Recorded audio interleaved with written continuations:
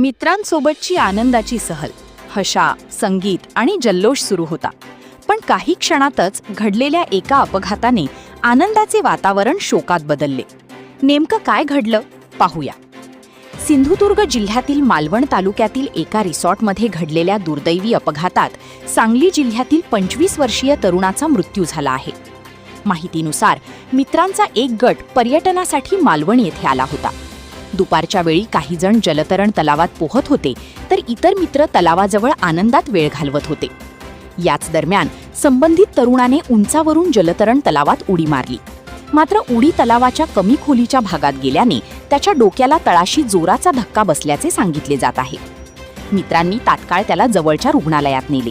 मात्र डॉक्टरांनी तपासणीनंतर त्याचा मृत्यू झाल्याचे घोषित केले.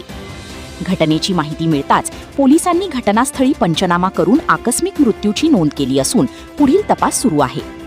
ही घटना एक महत्त्वाचा संदेश देते. जलतरण तलावात उडी मारण्यापूर्वी त्या भागाची खोली, सूचना फलक आणि सुरक्षा नियम तपासणे अत्यंत आवश्यक आहे. थोडीशी सावधगिरी मोठा अपघात टाळू शकते. अधिकृत तपास पूर्ण होईपर्यंत अपघाताबाबत कोणतेही निष्कर्ष काढणे योग्य ठरणार नाही. अशाच महत्त्वाच्या आणि विश्वासार्ह बातम्यांसाठी आमच्यासोबत रहा.